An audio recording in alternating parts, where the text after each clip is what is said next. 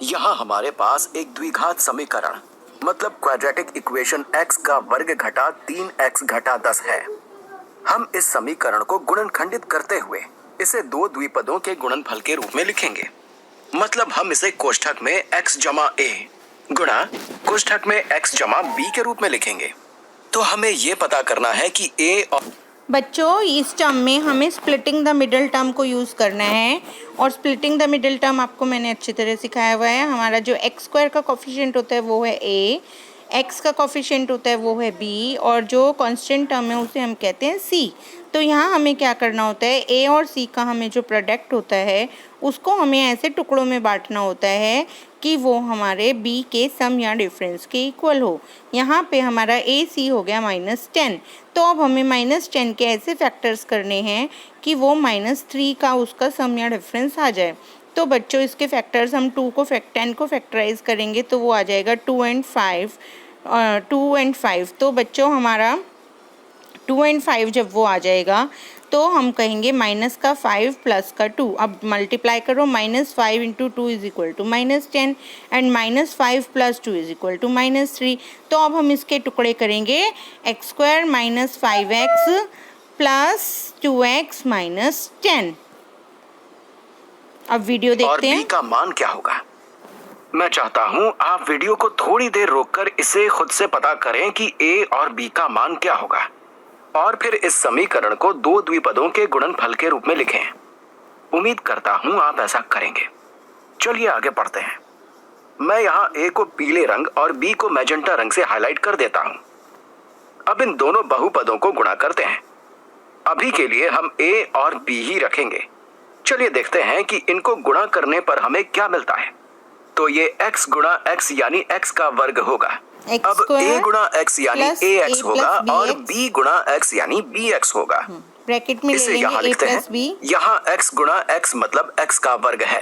अब जमा a गुणा x यानी ax लिखते हैं। अब हम x गुणा b को लिखेंगे। हम इसके प्रत्येक पद से गुणा कर रहे हैं तो x गुणा b यानी bx होगा। इसे यहाँ लिखते हैं जमा bx। अब जमा a गुणा b यानी ab होगा। चलिए इसे सरल करते हैं। हमने इस बहुपद के प्रत्येक पद का गुणन कर लिया है तो ये x का वर्ग जमा हम इन दोनों पदों से x को गुणनखंडन द्वारा बाहर कर सकते हैं क्योंकि इन दोनों पदों में x कॉमन है। तो ये कोष्ठक में a जमा b गुणा x होगा। इसे यहाँ लिखते हैं a जमा b। अब जमा ab लिखते हैं। ये देखो अब हम इसकी मदद से a और b का मान पता कर सकते हैं।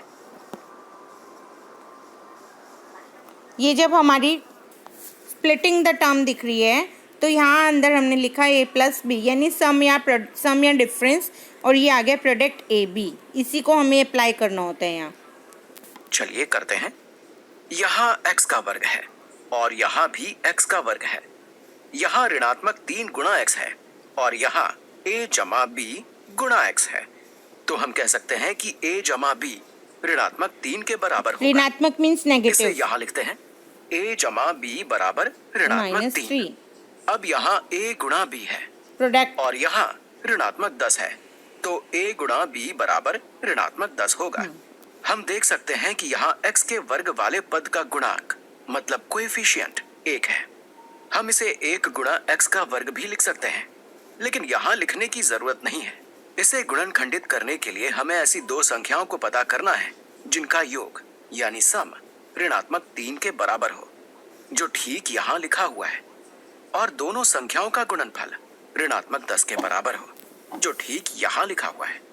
तो यहाँ दोनों संख्याओं का योग है जो इस पद के गुणांक के बराबर है और इस पद का गुणांक या यूं कहें कि ये अचर दोनों संख्याओं के गुणनफल के बराबर है। चलिए अब देखते हैं कि वे दो संख्याएं कौन सी हैं। हम देख सकते हैं कि जब हम इनका योग करते हैं तो हमें ऋणात्मक संख्या प्राप्त होती है और यहाँ दोनों का गुणनफल करने पर भी हमें ऋणात्मक संख्या ही प्राप्त होती है। इसलिए दोनों संख्याओं के चिन्ह विपरीत होंगे और बड़ी वाली संख्या ऋणात्मक होगी। बच्चों जब a और c में से कोई एक नेगेटिव होता है तो वहाँ हमेशा डिफरेंस आता है। जब b का जो हम करते हैं सम नहीं आता, वहाँ पे हमेशा डिफरेंस आता है। और यदि b हमारा नेगेटिव होगा तो माइनस का जो नंबर होगा वो बड़ा वाली टर्म होगी, और यदि b पॉजिटिव होगा तो जो माइनस का नंबर होगा वो छोटी वाली टर्म होगी। तो चलिए उन दोनों संख्याओं को पता करते हैं। इसके लिए 10 के गुणनखंड के बारे में सोचते हैं।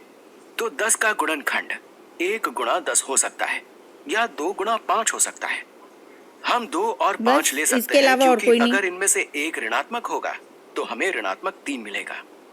तो अगर हम ऋणात्मक 10 के गुणनखंड के बारे में सोचते हैं तो ये ऋणात्मक 2 गुणा 5 हो सकता है, इसमें प्लस क्योंकि 3 जब आएगा। हम इनको गुणा करेंगे तो हमें ऋणात्मक 10 मिलेगा, लेकिन इनका योग करने पर सिर्फ 3 मिलेगा, प्लस तो 3। हम इसे नहीं लेंगे। अब इसका दूसरा गुणनखंड 2 गुणा 5 ऋणात्मक माइनस। 5 हो सकता है। हम इन दोनों संख्याओं को ले सकते हैं क्योंकि इनको गुणा करने पर हमें ऋणात्मक 10 मिलेगा और योग करने पर 2 माइनस जमा 3। ऋणात्मक 5 बराबर ऋणात्मक 3 मिलेगा। इस तरह हमने उन दो संख्याओं को पता कर लिया है। हम कह सकते हैं कि a बराबर 2 होगा और b बराबर ऋणात्मक 5 होगा। इसे यहाँ लिखते हैं a बराबर 2 और b बराबर ऋणात्मक 5। तो अब हम ओरिजिनल समीकरण को इस तरह लिख सकते हैं, x का वर्ग घटा 3x घटा 10 बराबर कोष्ठक में x जमा 2 गुणा कोष्ठक में x जमा ऋणात्मक 5 होगा। x minus 5। इसे यहाँ लिखते हैं गुणा कोष्ठक में x जमा ऋणात्मक 5 जो कि x घटा 5 के बराबर होगा।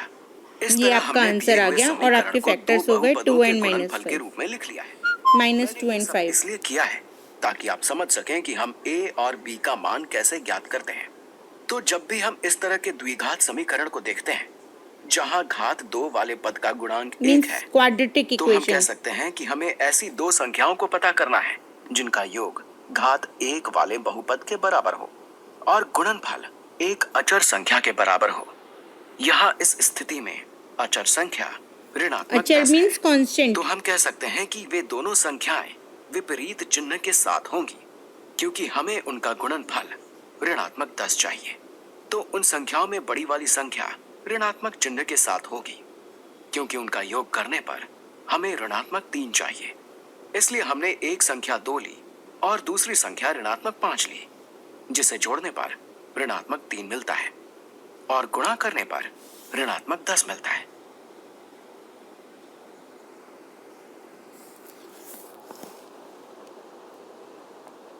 रुद्री ऑफ करना है तो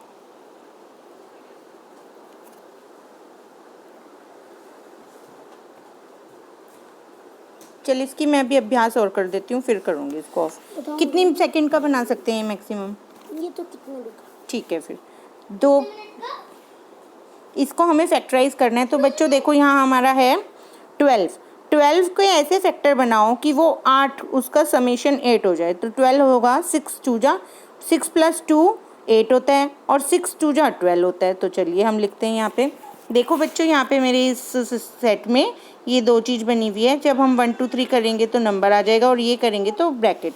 तो यहाँ से मैंने ली ब्रैकेट, हमने इधर लिखा, इसका आंसर आएगा, वापस 1 2 3 पे आ जाओ, x + 2, फिर से इधर ब्रैकेट बंद, x + 6, फिर से ब्रैकेट बंद, और ये हो गया हमारा आंसर। इसको मैं आपको सॉल्व करके कॉपी पे दूंगी। देखिए, बिल्कुल बहुत बढ़िया। अब नेक्स्ट क्वेश्चन। अब इसको देखो, 20 है, 20 के फैक्टर्स बताने हैं कि वो -9 आए। तो -4 एंड -5 है ना, 4 5 जा 20, माइनस से माइनस का साइन कट गया और -4 और -5 हो गए -9। तो हमारे फैक्टर हो गए x - 4 x - 5। तो कर देते हैं, चलिए यहाँ लिखते हैं, दिस इज x - 4 ब्रैकेट बंद, फिर नई ब्रैकेट स्टार्ट, कन्वर्ट करा x - 5 and we will close the bracket. अब हमने ब्रैकेट बंद कर दी, हमारा आंसर आ गया। ठीक है, नेक्स्ट क्वेश्चन, अगला प्रश्न। अगला प्रश्न क्यों नहीं आ रहा? आ गया। अब हमारा -7, देखो बच्चों, c जब -7 है तो यानी हमारा आंसर में प्लस और -2 होंगे, मतलब 6 जो है हमारा माइनस करके आएगा। तो इसके फैक्टर्स हम बना देते हैं, -7 + 1, दैट इज ब्रैकेट स्टार्ट, हमारा हो गया x -7, क्लोज द ब्रैकेट और न्यू ब्रैकेट स्टार्ट, 1 2 3 पे आ जाओ, x minus sorry plus, signs are different here, x +1। बच्चों मैंने यहाँ पे -7 क्यों लिया है, क्योंकि यहाँ पे 6 जो है वो माइनस का है, तो मतलब जो बड़ा नंबर है उसके आगे माइनस का साइन आएगा। क्लियर? जांच लें, देखो बढ़िया। नेक्स्ट क्वेश्चन, 24 माइनस का 24 है और प्लस का 5 है, तो हमें ऐसे फैक्टर्स बनाने होंगे कि जिनका सम मतलब अभी यहाँ ये जो 5 आएगा वो माइनस करके आएगा, डिफरेंस लेके आएगा, और यहाँ पे जो बड़ा नंबर होगा वो प्लस का होगा और जो छोटा नंबर होगा वो माइनस का होगा। तो बच्चों 8 3 जा 24 होता है और 8 में से 3 गए तो 5 आते हैं, ठीक है। तो हमारे हो गए फैक्टर प्लस का 8 माइनस का 3, लिख दें प्लस का 8। ये देखो बच्चों मैं बिल्कुल बिना सॉल्व करे कर रही हूँ, क्योंकि जैसे उसने सिखाया बहुत ही बढ़िया सिखाया है। तो हमें इस टेक्निक को यूज़ करना है। x +8, close your bracket, new bracket start, x -3 and close your bracket. सारांश देख लेते हैं। ये देखिए 4/4 330 एनर्जी पॉइंट्स। ओके, अब हम नेक्स्ट वीडियो में नेक्स्ट काम करेंगे। स्टॉप कर दियो रुद्रचरण से। ठीक है बेटे, बहुत अच्छी तरह करो, देखो बहुत मजा आएगा, मेरे कितने सारे नंबर हो जाएंगे अभी मैं आपको दिखाऊंगी।